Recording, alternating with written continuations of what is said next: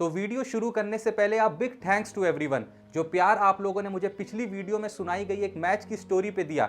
मैंने सोचा क्यों ना इस सीरीज को कंटिन्यू करा जाए। आज मैं आपके लिए लेकर आया हूं 2015 के एक ऐसे मैच की स्टोरी जो मे बी बहुत लोगों को याद हो, पर इस वीडियो के एंड होने तक आप ये कहने पे मजबूर हो जाएंगे कि भाई क्या मैच था। एक ऐसा मैच जिसके शुरू होते ही पूरे देश ने इंडिया की हार तय मान ली थी, पर असल में तकदीर को कुछ और ही मंजूर था। तो बिना समय बर्बाद किए मैं आपको उस मैच के सफर से वाकिफ करवाता हूं। अक्टूबर 2015 का वो टूर जिसे साउथ अफ्रीका इंडिया में 5 वनडे और 3 टी20 सीरीज खेलने के लिए आया था, और पहले ही मैच में इंडिया 5 रन के क्लोज एनकाउंटर से हार गया और अब इंडिया एक और मैच हारना अफोर्ड नहीं कर सकती थी। मैच की शुरुआत एक पॉजिटिव नोट पे रही और एमएस धोनी ने टॉस जीत के बैटिंग का फैसला किया। अब ये फैसला कितना सही रहा, आइए देखते हैं। भारत की तरफ से आए ओपनर शिखर धवन और रोहित शर्मा, जिन्होंने लास्ट मैच में शानदार 150 रन की पारी खेली थी और उनसे इंडिया की काफी उम्मीदें जुड़ी थी, पर मैच के दूसरे ही ओवर की तीसरी बॉल पे रबाडा ने रोहित शर्मा को क्लीन बोल्ड कर दिया। भारत का स्कोर था मात्र 3 रन पे 1 विकेट और हमारा सबसे उम्दा बल्लेबाज इस समय पवेलियन में था। पर अब पिच पे आए अजिंक्य रहाणे, जो काफी अच्छे फॉर्म में थे और लास्ट मैच में अर्धशतक लगाकर आए थे, और उन्होंने अपने इस अच्छे फॉर्म को बरकरार रखते हुए काफी अच्छे शॉट्स लगाए। दूसरी तरफ से धवन भी काफी अच्छे शॉट्स खेल रहे थे।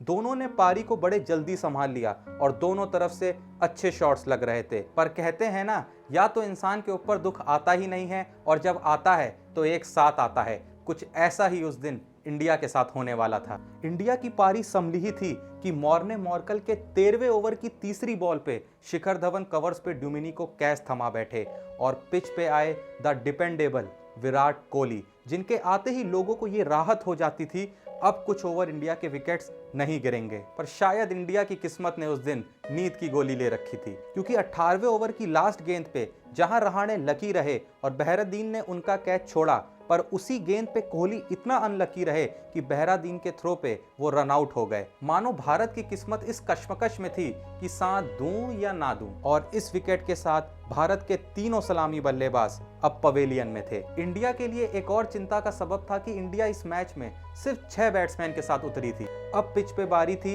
एमएस धोनी के आने की। लोगों को लगा रहाणे जहां ऑलरेडी सेटल हो गए हैं तो एमएस धोनी के साथ वो आसानी से कुछ ओवर्स निकाल लेंगे। ये कुछ देर तक बात सच भी रही।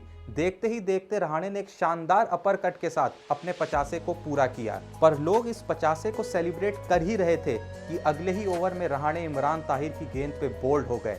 कुछ देर के लिए रहाणे भी शॉक्ड रह गए थे कि ये क्या हुआ। और अब पिच पे आए भारतीय टीम के आखिरी बल्लेबाज सुरेश रैना, और अब भी इंडिया की इनिंग के पूरे 28 ओवर बाकी थे। सब इस उम्मीद में थे कि ये आखिरी बल्लेबाजी जोड़ी शायद इंडिया को एक रिस्पेक्टेड स्कोर तक ले जा पाएगी, पर जैसा मैंने कहा कि या तो दुख आता नहीं है या फिर आता है तो पूरा एक साथ, क्योंकि अगले ही ओवर में मॉर्ने मॉर्कल की एक खराब गेंद पे सुरेश रैना कॉट बिहाइंड हो गए और इसी के साथ भारतीय टीम की आखिरी जोड़ी भी टूट गई और इंडिया का स्कोर हो गया 23.3 ओवर में 104 रन पे 5 विकेट। पर एमएस धोनी अब भी पिच पे थे, और अब पिच पे आए धोनी का साथ देने अक्षर पटेल। धीरे धीरे दोनों प्लेयर्स मैच को आगे लेके जा रहे थे और विकेट बचाने की कोशिश में इंडिया का रन रेट भी काफी डाउन होता जा रहा था। कुछ ओवर बाद जब अक्षर पटेल ने मिड ऑफ पे चौका मारा तो लोगों को हिम्मत आई कि शायद अक्षर पटेल धोनी का अच्छा साथ दे सकते हैं, पर अगले ही ओवर में डेल स्टेन की घातक इन स्विंग पे अक्षर लेग बिफोर विकेट हो गए, और जिस उम्मीद ने अभी सांस लेना शुरू ही किया था उस उम्मीद ने उसी वक्त दम तोड़ दिया। एक समय भारत का स्कोर हो चुका था 36 ओवर की समाप्ति पे 143 रन पर 6 विकेट, पर 37वें ओवर में दोनों ने कुछ शॉट्स लगाने का ट्राई करा और तभी धोनी ने उसी ओवर की आखिरी गेंद पे छक्का जड़ माहौल को वापस मैदान में जिंदा कर दिया। पर जैसे ही एक पारी बिल्डअप होती दिख ही रही थी कि दूसरे एंड से भारत अपना विकेट गंवाता जा रहा था, क्योंकि 40वें ओवर की पहली ही गेंद पे ताहिर ने फिर भुवनेश्वर कुमार को बोल्ड मार इंडिया को बैकफुट पे धकेल दिया और इंडिया का स्कोर हो गया 40 ओवर की समाप्ति पे 167 रन पे 7 विकेट। अब पिच पे धोनी का साथ देने आए टर्मिनेटर हरभजन सिंह। जब मैच का 43वां ओवर डालने ड्यूमिनी आए तो धोनी ने अपने 5वें गियर को ऑन किया और शानदार फ्लैट 6 जड़ के अपना 50 कंप्लीट करा। उसी ओवर में भज्जी ने भी अपनी ताकत का प्रदर्शन करते हुए शानदार चौका और छक्का जड़ कहीं ना कहीं इंडिया को एक रिस्पेक्टेड स्कोर की तरफ ले जाने लगे। उसके बाद धोनी अपने 5वें गियर को बनाए रखते हुए और शानदार चौके छक्के बरसा रहे थे, पर तभी दूसरे एंड पे हरभजन एक छोटी और अच्छी पारी खेलकर कॉट बिहाइंड हो गए। फिर उमेश यादव भी आते ही 4 रन पे कॉट बिहाइंड हो गए। अभी भी मैच के 3 ओवर बाकी थे और इंडिया के पास बस 1 विकेट बाकी था। इसके बाद धोनी ने स्ट्राइक अपने पास ही रखी और बचे 3 ओवर में बिना कोई सिंगल लिए चौकों और छक्कों की मदद से भारत को 247 के एक रिस्पेक्टेड स्कोर पे पहुंचा दिया था, जिसमें धोनी ने 7 चौके और 4 छक्कों की मदद से 86 गेंदों में 92 रन बनाए। धोनी की इस शानदार पारी को पूरे मैदान से स्टैंडिंग ओवेशन मिला। पर अब बारी थी साउथ अफ्रीका के बैटिंग की। साउथ अफ्रीका की तरफ से एक एवरेज स्कोर का पीछा करते हुए दोनों ओपनर हाशिम आमला और डी कॉक ने साउथ अफ्रीका को एक शानदार ओपनिंग दी और 6.3 ओवर में 6 के भी ऊपर रन रेट से 40 रन जोड़ दिए।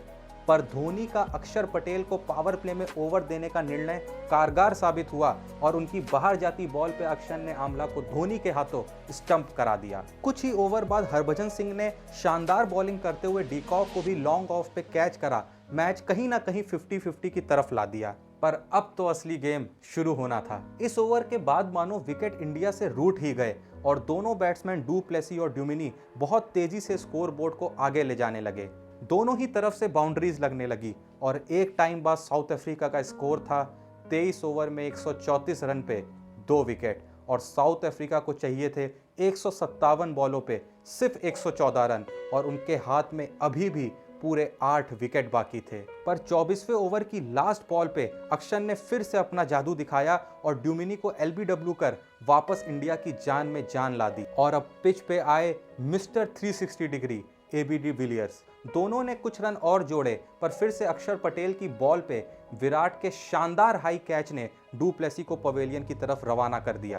अब पिच पे बारी थी डेविड मिलर के आने की, पर भुवनेश्वर की शानदार आउटस्विंग पे धोनी के उम्दा कैच ने मिलर को गोल्डन डक पे वापस भेज दिया।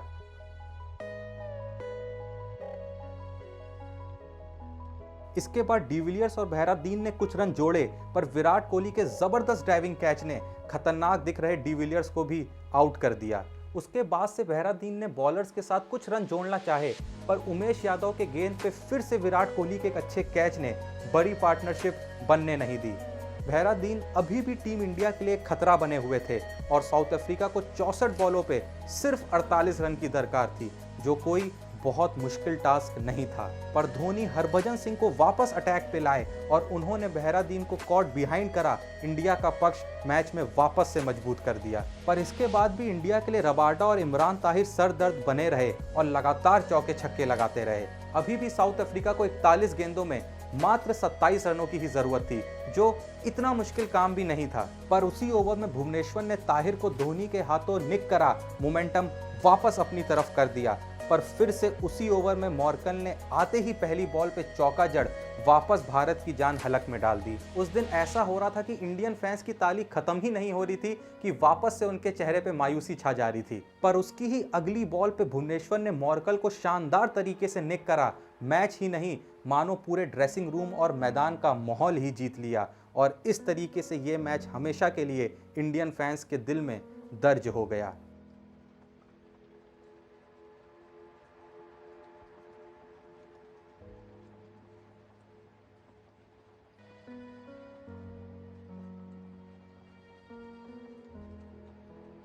तो अगर ये वीडियो आपको पसंद आई तो प्लीज़ उस टीम के लिए एक लाइक तो बनता है, और अगर आपने वो मैच उस वक्त देखा था तो आपके दिल में क्या फीलिंग चल रही थी ये मुझे कमेंट बॉक्स में ज़रूर बताएं और अपने क्रिकेट फैंस के साथ इस मैच की स्टोरी को ज़रूर शेयर करें। और ऐसी ही मैच की स्टोरीज़ और ऐसी ही वीडियोज़ आप आके भी देखना चाहते हैं तो प्लीज़ मेरे चैनल को सब्सक्राइब ज़रूर कर लें। बाकी मिलते हैं अगली वीडियो में। धन्यवाद।